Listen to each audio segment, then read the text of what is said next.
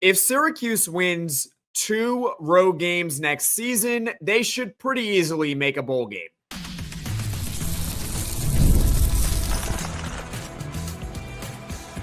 You are Locked On Syracuse, your daily podcast on the Syracuse Orange, part of the Locked On Podcast Network, your team every day.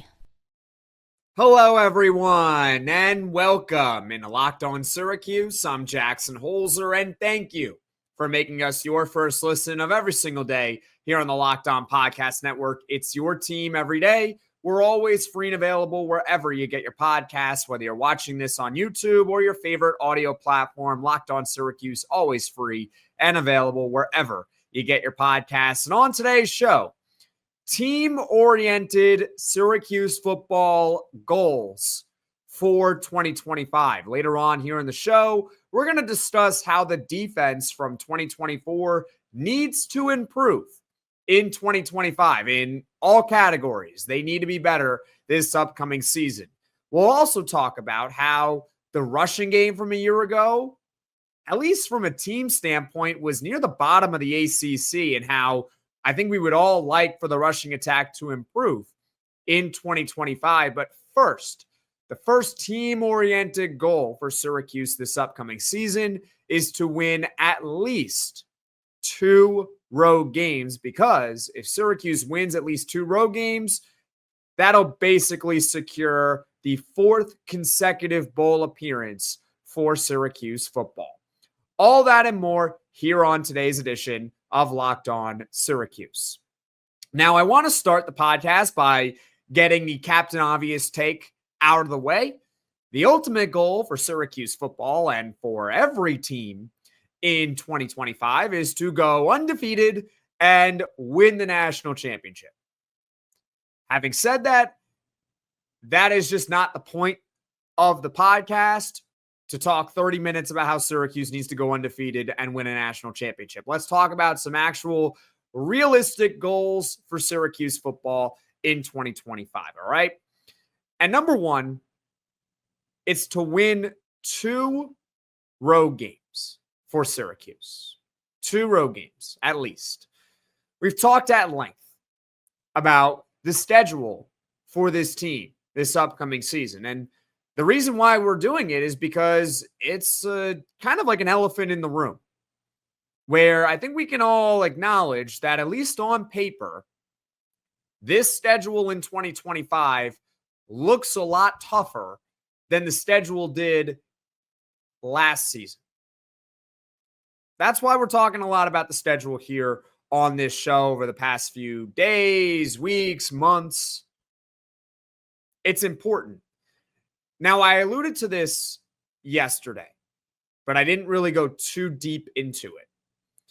Despite it being a tough schedule in terms of who they're facing, it actually broke in a pretty good way in terms of the home and the road splits, meaning the home games are generally against opponents that Syracuse talent-wise is either going to have more talent than, or it's going to be about the same.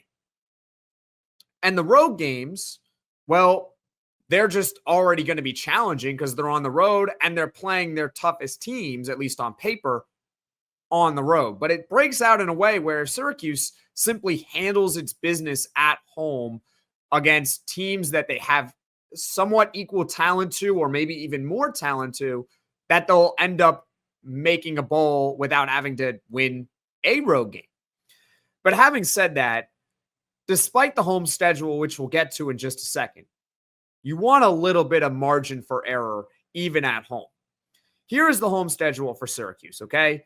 In order, you got UConn, Colgate, Duke, Pittsburgh, North Carolina, and Boston College. Again, these are all matchups against opponents where Syracuse either has more talent or it's going to be about the same. You can argue that the opponent has maybe a little bit more talent to them, but I think that gets countered by the fact that Syracuse would be at home. Home field is always an advantage, right?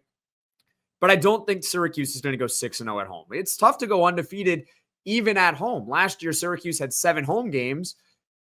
You would think that Syracuse would go 7-0, but they went 6-1. Their one loss came in that third game against Stanford off a bye, and it just proves that even superior teams, superior talent at home, they can lose.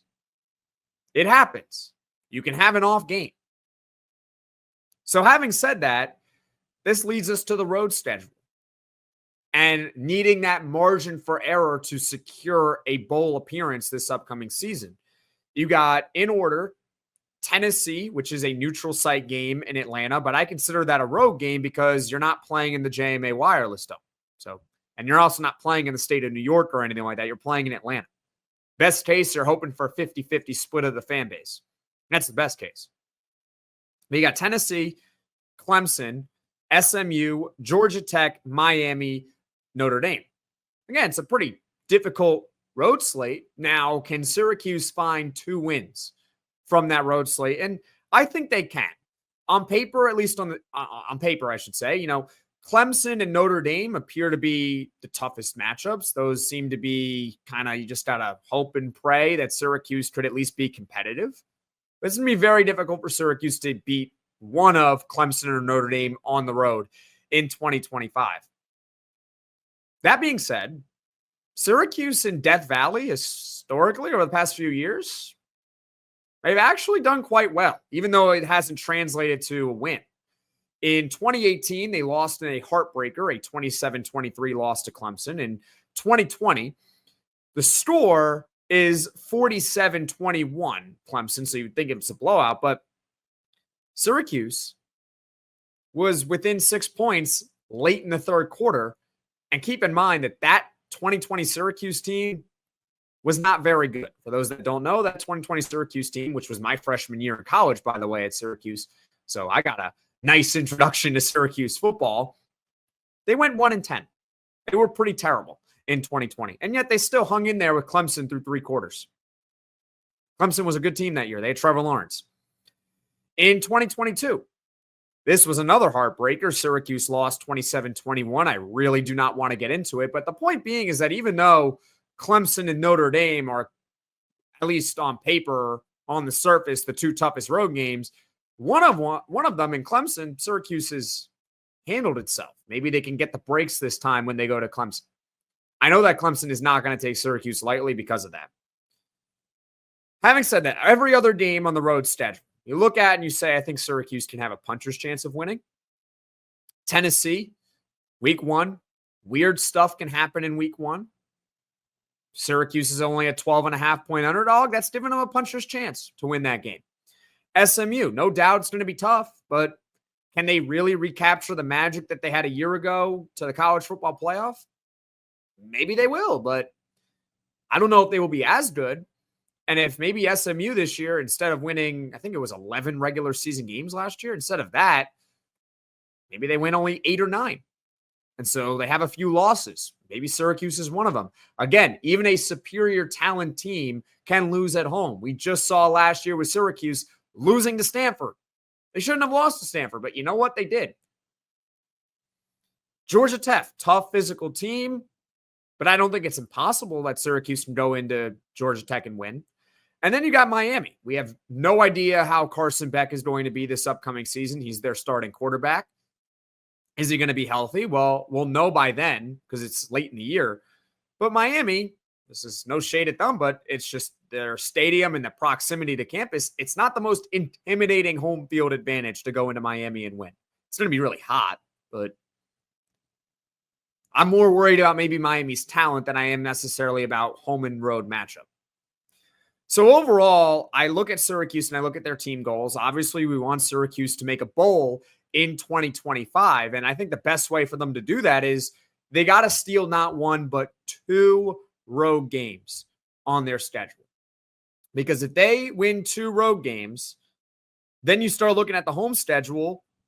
You can find 4 wins in their home schedule from a slate of UConn, Colgate, Duke, Pitt, North Carolina, Boston College. You beat UConn, you beat Colgate. Right now you got 4 wins by stealing 2 on the road. And then you just need to split 4 ACC games. That's all. So you want that margin for error. What are your team goals for 2025? And do you think Syracuse can steal 2 road games? Comment in the comment section below. Now, coming up, we'll discuss the rushing attack from a season ago and how Syracuse can improve upon that in 2025. So stick with me here on Locked On Syracuse. We've all been there, logging on early and waiting forever for concert tickets to go on sale, only to lose your spot for a show you've been dying to see. Live music should be about making memories, not dealing with the stress of ticket shopping. That's where Game Time comes in. Game Time makes getting concert tickets faster and easier than ever. Prices actually drop as it gets closer to showtime, and you can save up to 60% off with their killer last-minute deals. Tired of endless scrolling trying to find the best deal? Game Time's zone deals pick the best seats in the section for you. Take the guesswork out of buying concert and show tickets with Game Time. Download the Game Time app, create an account, and use code LOCKEDONCollege for $20 off your first purchase. Terms apply. Again, create an account and redeem code LOCKEDONCollege, LOCKEDONCOLLEGE for $20 off. Download the Game Time app today. Last minute tickets, lowest price, guaranteed. This is Locked On Syracuse. I'm Jackson Holzer. Let's step back to the team goals for Syracuse football in 2025. We let off the show talking about how Syracuse needs to steal not one, but two road games in 2025 to ensure that they will make their fourth consecutive trip to a bowl. The second goal, in my opinion, for Syracuse this upcoming season, which, by the way, we are less than 50 days away from. Can't believe it. It's almost here. They need to be better on the ground. They need to be better running the football in 2025 than they were in 2024. And it's weird to say this because Syracuse last season and the season before that, and even the season before that, even though he wasn't the starter, has had LaQuinn Allen. LaQuinn Allen, all-purpose, all-ACC running back. He was awesome. I loved watching LaQuinn Allen. I think he led the conference in touchdowns a year ago. He could do everything. And he declared early for the NFL draft. He got drafted. More power to him. We wish him nothing but the best, right? Even with LaQuinn Allen last year, Syracuse football as a team, statistically, not a good rushing attack. And it's weird. Their average rush yards per game a year ago was exactly 97.6 yards.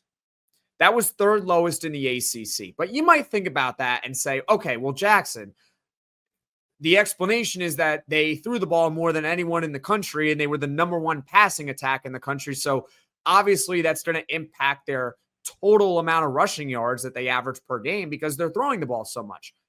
I understand that point, which is why I have a follow-up to that, okay? It's misleading, sure.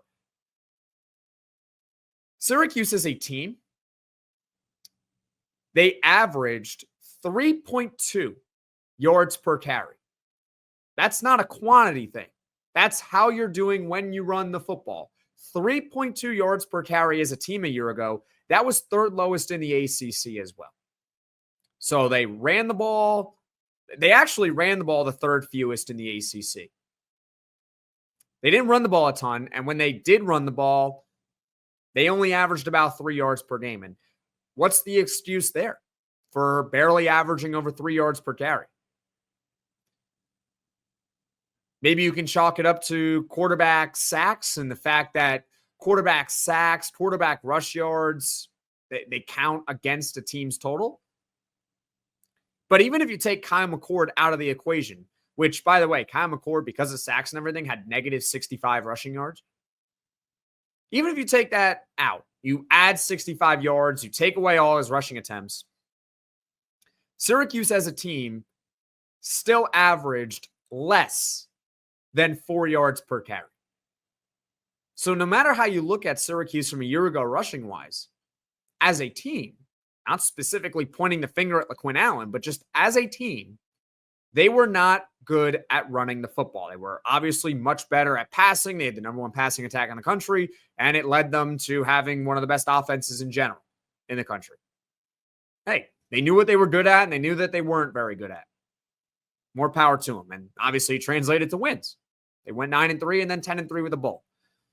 So we've established, though, that despite having LaQuinn Allen, who is not back for this upcoming season because he declared early, that Syracuse was not a good rushing team. So how do they improve in 2025? Well, the first one that I want to point out is the quarterback, which is a question mark. We don't know who Syracuse's starting quarterback is going to be. Is it going to be LSU transfer Rickie Collins?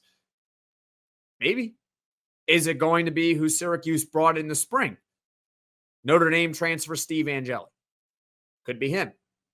My gut still says Steve Angeli, by the way, but honestly, it can go either way. I would not be surprised if Rickie Collins ends up being the starting quarterback. I just wouldn't. That's a quarterback competition for you. But the reason why I'm bringing it up is because one quarterback of the two is more mobile, and that's Rickie Collins. He's a more mobile quarterback, and because he's more mobile, if he is Syracuse's starting quarterback, he alone is going to help Syracuse's rushing attack. For starters, as a mobile quarterback, he's going to be able to scramble more so he can get outside the pocket. He can run. Not to dismiss Kyle McCord, but he wasn't the most mobile quarterback in the world. He could run. He showed that at times. He had that helicopter touchdown against Stanford looking like John Elway out there. He also had that big multiple runs against Boston College when he kept the ball on a quarterback keeper. No one was expecting it. And he ran like 60 yards. One of them was taken back due to a penalty, but he could run. He just didn't run a lot. But Rickie Collins is a better mobile guy than Kyle McCord. So if he's the guy, well, he can run himself, which is going to help the team rushing wise. But also in the backfield, it sets up more read options. Because now defenses, if Rickie Collins is in there, they know that he can hold on to the ball and he can beat them with their legs. Because they know that, if the defensive end decides to honor that and set the edge and respect the fact that Rickie Collins can run, well, if Rickie Collins hands it off to Yasin Willis or Will Nixon in the backfield, that running back now has to deal with one less defender because the edge is setting the edge. He's preventing the quarterback from getting outside. The middle is now more open. But if that edge decides to sell out against Yasin Willis or Will Nixon, then guess what? Rickie Collins goes right around the corner for potentially a big play. So overall, right there, depending on who the quarterback is, it could help Syracuse's running game. But number two, it's Yasin Willis's development. I talked about this more in depth on the running back preview podcast, but Yasin Willis, he needs to take a jump from where he was last year. It's not to say he had a bad true freshman season, because I think alone as a true freshman, getting on the field and getting towards the top of the depth chart is an accomplishment.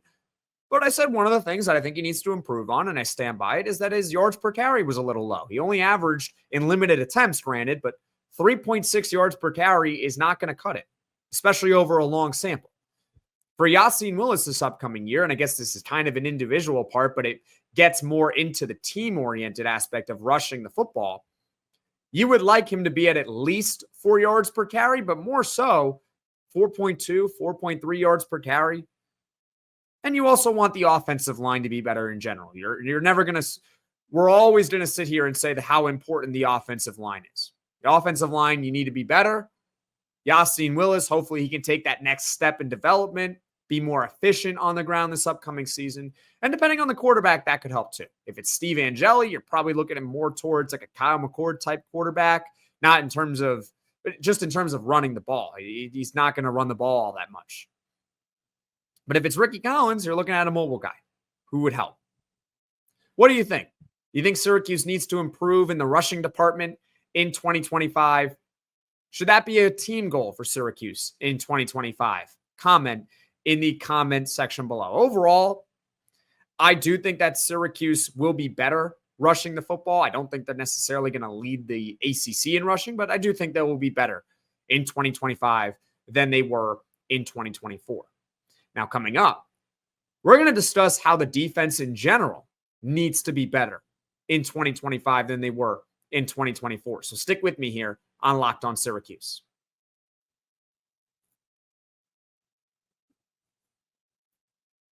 This is Locked On Syracuse. I'm Jackson Holzer. Let's get back to the team goals for Syracuse in 2025. The first goal was win 2 road games at minimum to ensure that the team makes a bowl for this upcoming season. The second team goal was be better with the rushing attack. Last year, they were not very good statistically in the ACC.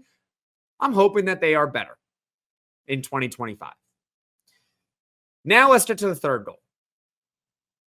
All around defense, I think we all hope will be better in 2025 than it was in 2024. And again, I'm saying this, Syracuse last year went 9-3 in the regular season. They won the bowl, so they got to 10 wins. They went 10-3 as a team. How did they do it, though? It wasn't necessarily because of their defense, if we're being real.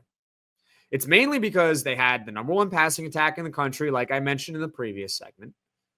And also, they led the ACC in time of possession per game. They held the ball for, on average, of over 33 minutes per game. So they had the ball more than anyone, and they threw the ball better than anyone in the entire country. That recipe, it masked some of the flaws of Syracuse a year ago. The fact that they didn't have a good defense, the fact that they weren't the best rushing team, it was all countered by the fact that their passing offense was so good and the fact that they held onto the ball for more than 50% of the game. And if you're doing that and you're controlling the ball and you're controlling the clock, well, your defense isn't on the field as much. Increases your chance of winning the game, obviously.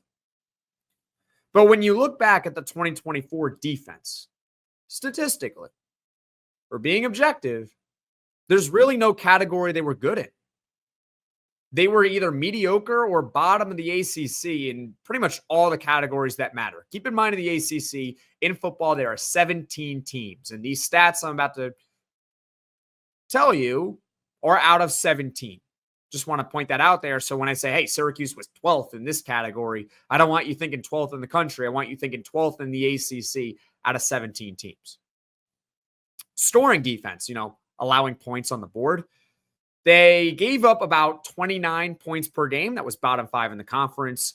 Total yards, they were 12th in the ACC. Total rush yards allowed, they were bottom 5 in the ACC. Average rush yards allowed per carry, they were worst in the conference. Total pass defense, they were actually pretty good. They were 9th in the ACC.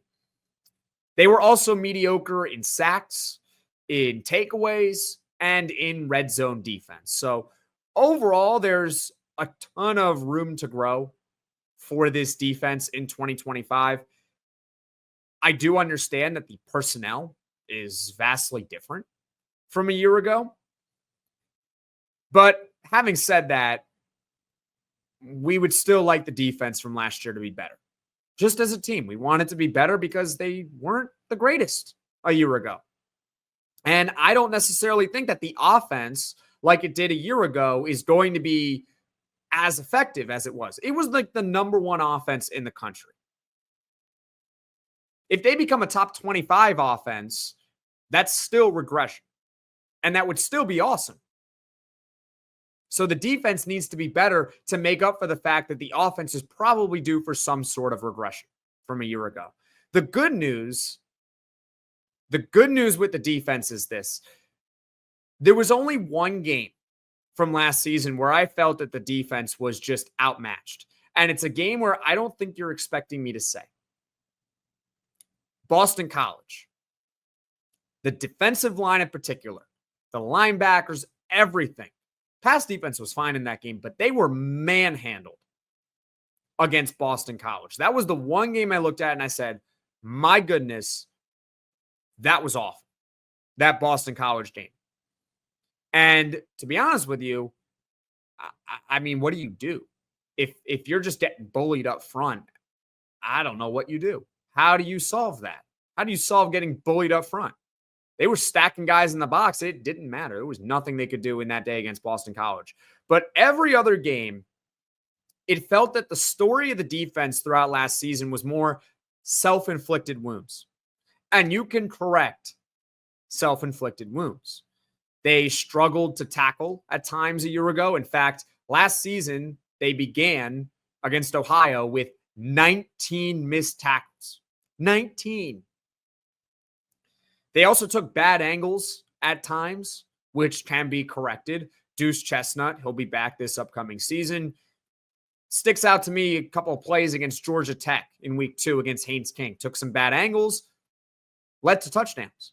Also, Haynes King broke a couple of tackles for one of his touchdowns in that game against Georgia Tech in week 2. I think it was Derek McDonald missed like a sack or something and led to a 30-yard touchdown in that one.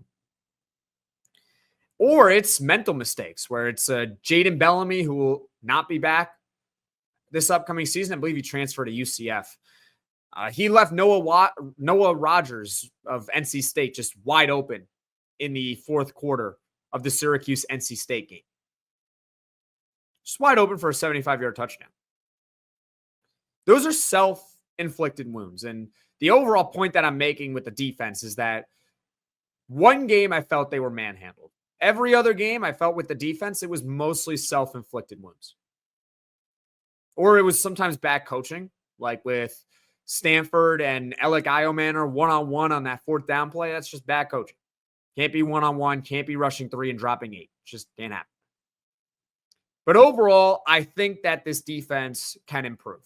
Even with a tougher schedule. I think they left some meat on the bone from last season. And so I do think that they will be better at cleaning up some of the self-inflicted wounds from last season. Look, if a first-round wide receiver on Clemson or whatever, if Antonio Williams gets open and he beats someone one-on-one, or even if you double-team him and he beats you, so be it. That just can happen sometimes. There sometimes can be talent gaps, or you get manhandled by the Notre Dame front. I don't know what to tell you. But you know what? They can clean up self-inflicted wounds. They can clean up wrapping up ball carriers. They can clean up taking better angles, and they can clean up mental errors. They can do all that this upcoming season. They're not going to be perfect, but I do think they will be better in 2025 compared to 2024. So having said that, coming up on the podcast here in the near future, tomorrow, we got more Syracuse football goals for 2025, but it'll be more individual oriented rather than team oriented. On Thursday, we will probably do another Syracuse football position preview podcast. And on Friday, it'll be Poll Friday, where Syracuse football needs to improve the most in 2025 compared to 2024. All that and more coming up on Locked On Syracuse in the near future. And thank you for making Locked On Syracuse your first listen today. Now, for your second listen, check out the Locked On Portal Show with football recruiting expert Brian Smith, who's got the latest rumors and signings each and every day. Be the most informed fan on the rapid changes to the college football landscape. Find the Portal Podcast on YouTube or wherever you get your podcasts. And folks, thank you all so much for watching. Thank you all so much for listening. If you like this podcast, be sure to hit that like button. If you really enjoy the podcast, be sure to hit subscribe. Tell all your friends about Locked On Syracuse, and I will see you all again soon.